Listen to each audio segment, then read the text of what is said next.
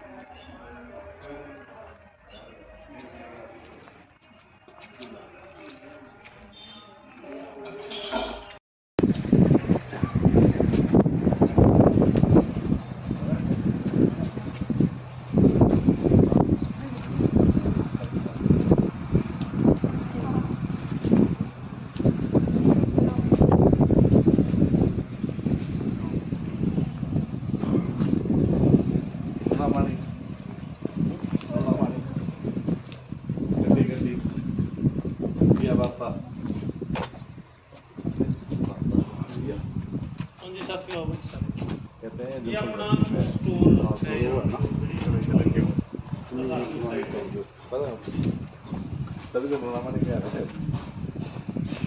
सबसे पहले यहाँ पे अलग अलग ये सारे ये स्टोर अपने और ये एक्सट्रैक्ट होता है जो जड़ी बूटियों में 70 दिन के बढ़ते जब एक्सट्रैक्ट बन जाता है इसमें एक्सट्रैक्ट होता है। तो ये पैकिंग का है लोगों की पैकिंग के लिए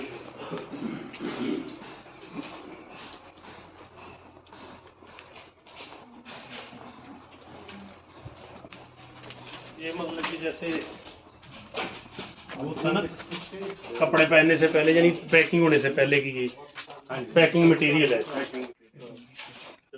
पैकिंग खाली जो बोतल बाद में तो इसके ऊपर लेवल कोई वाइट कीड़ा बिल्ली लगा के खाली होती है बिना ढक्कन के ढक्कन और ये बोतल वगैरह ये पैकिंग मटेरियल है यहाँ।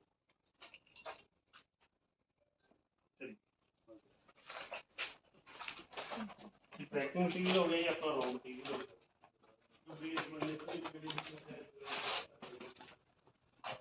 ये कबाब के लिए कबाब तैयार करते हैं करने के लिए थोड़ा 3 दिन का कबाब का भी पता ना कबाब सिर्फ काढ़ा नहीं होता एक्सट्रैक्ट लिक्विड फॉर्म में जो होता है तो उसको इसमें रखते हैं एक जड़ी बूटी का मिक्स और दूसरा कॉम्बो करके उसको हाथ से काढ़ा।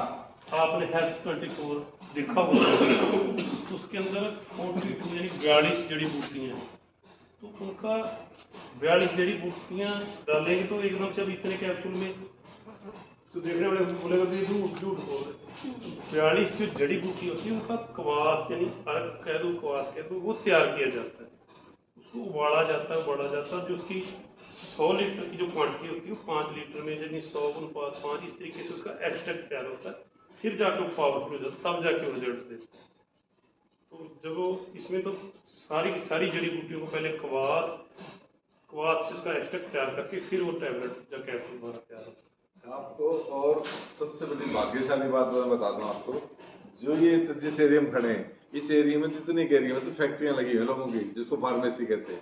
हमारा तो गोडाउन है यू आर लकी इतना बड़ा था हमारा गोडाउन है फैक्ट्री का तो हमने लगाई भी इसलिए जो फार्म पे लगाने का क्योंकि जिसका विजन बड़ा होता है मैं 6000 करोड़ की जब बात करूँ उसके लिए आपका माइंड पहले से खोला होना चाहिए कि ये फैक्ट्री 1 एकड़ में 10 एकड़ में 20 एकड़ में ऐसे होनी है बहुत बड़ी फैक्ट्री होनी चाहिए इधर भी बढ़ते जाओ इधर भी बढ़ते जाओ इधर भी बढ़ते जाओ इधर ही बढ़ते जाओ। तो ये इस तरीके से वो विजन लेके बनाए इस जैसे अपना जहाँ पे हम खड़े हैं ना आदरकली फार्मेसी में जाएंगे वहाँ पे नो एंट्री होती है उसके अंदर हम नहीं जा सकते क्योंकि उनके अंदर बाहर बहुत कुछ दिखाने के लिए होता, अंदर कुछ नहीं। अंदर जा ही नहीं सकते, एंट्री नहीं हो सकती। शुरू होने से पहले खत्म हो जाती है। हरियाणा पंजाब की तरह तो से। ये आपकी वो मशीन है जिसमें आपका जो मोदक नहीं होता, जो सरगुण मोदक है, वो तैयार होता। तो वो जैसे आज आपको पता लगे क्वांटिटी बढ़ती तो उससे तो होता नहीं ना हाथ। दादी भी थी तो सभी माँ बाप को होता है कि हमारा बच्चे का बड़ा बड़ा नाम कोई जो गिंदल सिंह रखता है, बड़े बड़े नाम रखते हैं सभी। तो मेरे जो दादी जी थी तो उन्होंने शमशेर, शेर के समान सभी को पता है, तो शमशेर सिंह नाम रखा। तो जैसे जैसे बड़ा हुआ तो मेरे को भी लगा जब नाम तो जैसे बड़ा रख दिया, कुछ काम भी बड़ा करना है, पढ़ेगा नहीं तो नाम की भी लाज रखनी है। तो जैसे ही मैं बचपन में मेरे को जो माता पिता जी बताते हैं कि क्या था, मैं आपको बता रहा हूँ कि मैं आयुर्वेद में क्यों आया, कैसे आया। तो मैं बचपन में बहुत बीमार रहता था, 1.5 साल की उम्र में जन्म लेते ही बीमार ही पैदा हुआ था, कारण कुछ भी हो सकता है। जब मेरे को बहुत ज्यादा कॉन्स्टिपेशन और पता नहीं क्या क्या बचपन में बताते हैं कि बहुत ज्यादा बीमार। तो हमारा ना एक यहाँ पे पंजाब में है पातड़ा, सुना होगा पातड़ा, खनौरी पातड़ा के पास डरोली। तो वहाँ पे एक संत है, वो काली कमड़ी वाले संत बोला जाता था, बाबा डरोली वाला बोलते थे। वो बड़े बड़े मतलब बड़े साधु थे, प्रकृति के साथ जुड़े रहते थे हमेशा। उनको बहुत ज्ञान कह लो, बहुत अंतर्ज्ञानी थे। तो मेरे पिताजी और मेरे मामा जी कहते हैं उनके पास ले गए मुझे कि रात रुके, वो बसंत समाधि में बैठे हुए थे। तो मेरे पिताजी ने और मेरे मामा जी ने उनके सामने लिटा दिया कि महाराज इस बच्चे को बचा लो, कि डॉक्टरों से ठीक नहीं हो रहा, आप ही बचा सकते हो। तो जैसे उन्होंने अपनी आंख खोली और उन्होंने हंसते हुए कहा, आप जिसे बचाने की बात कर रहे हो ये मुंडा से पहलवान बनेगा, पंजाबी बोल रहे बाबा जी, तो पहलवान बनेगा और ये लोगों को बचाने का काम करेगा। यानी उनके वचन निकले जब कुछ भी कह लो। तो पिताजी मेरे को बताए, तो उनके मन में जैसे वो बातें भूल जाती हैं। तो जैसे हम पंजाब में पहले रहते थे कई साल पहले, तो यहाँ पे आए 1980 के करीब की बातें यहाँ आए जब। तो यहाँ पे आते ही हमारे पड़ोस में एक रेसलर थे, पहलवान थे, प्रताप निशान सिंह।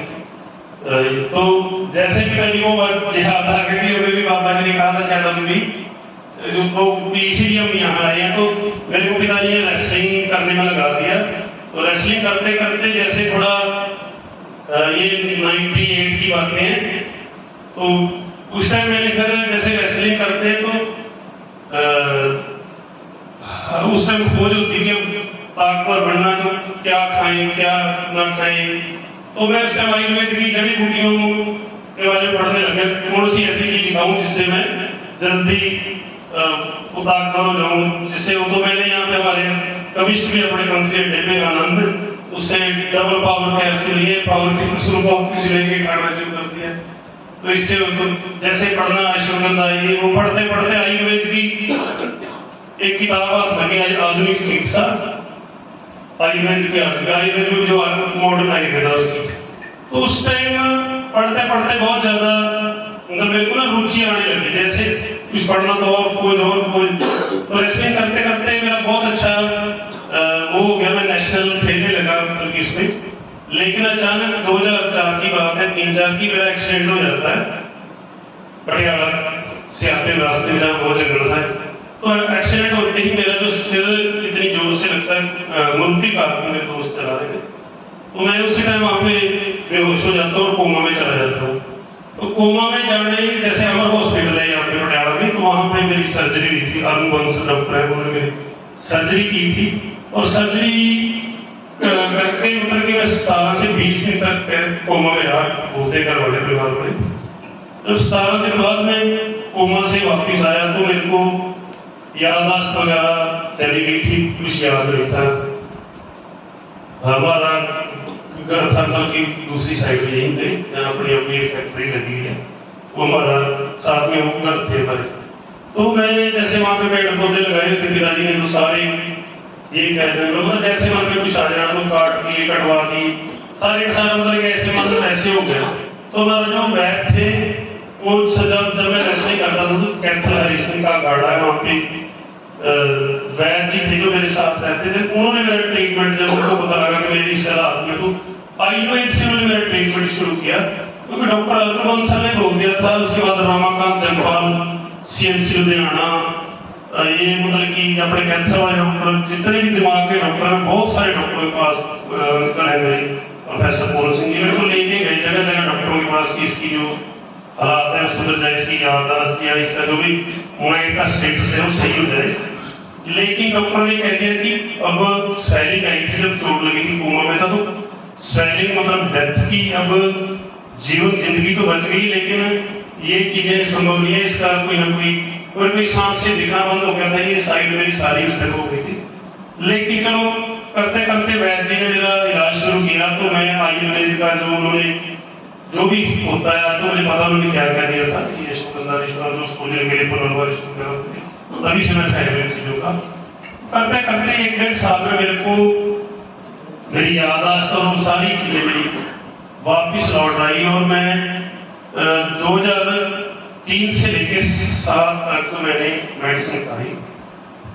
अगस्त 2007 में मैं मेरे बर्दन ने बोला कि चलो यहाँ तो कोई काम कर नहीं सकता क्योंकि प्रॉब्लम आ गई अभी आप जैसे, क्योंकि उस टाइम जब माइंड की हालत ऐसे होते तो ना घर वाले ना बाहर वाले कोई विश्वास नहीं करता, लगभग बंदे का हालात ऐसे होते तो क्योंकि अब ना तो बिजनेस रेस्टोरेंट के काबिल में रहा, नहीं तो मेरे मन में बड़ा मेरे को होता है पिताजी भी कह कर यार भगवान को ने क्या कर दिया मेरे साथ, मैंने इस तरीके से तो चलो होता ही है। तो फिर ब्रदर ने बोला कि 2006 में इसको बाहर बुला लेता हूँ, तो वहां पे जाके अपनी लाइफ शुरू कर दी।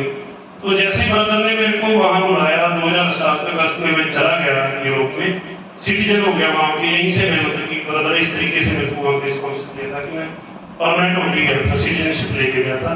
लेकिन मेरे को जो आयुर्वेद से जीवन मिला था वो मेरा बहुत बड़ा एक उस प्रकृति का उस कुदरत का एहसान कह लो, क्योंकि मैं उस टाइम कोई जहाँ से जीवन मिला तो आदमी उसको अपने भी समर्पण होगा कि मेरे को आयुर्वेद ने बचाया, तो मैंने आयुर्वेद के ऊपर की आयुर्वेद में इतनी शक्ति, तो मैंने ब्रदर को बोला कि ठीक है मेरे को मैं सिटीजन लेकर मैं आयुर्वेद पे काम करना चाहता हूँ।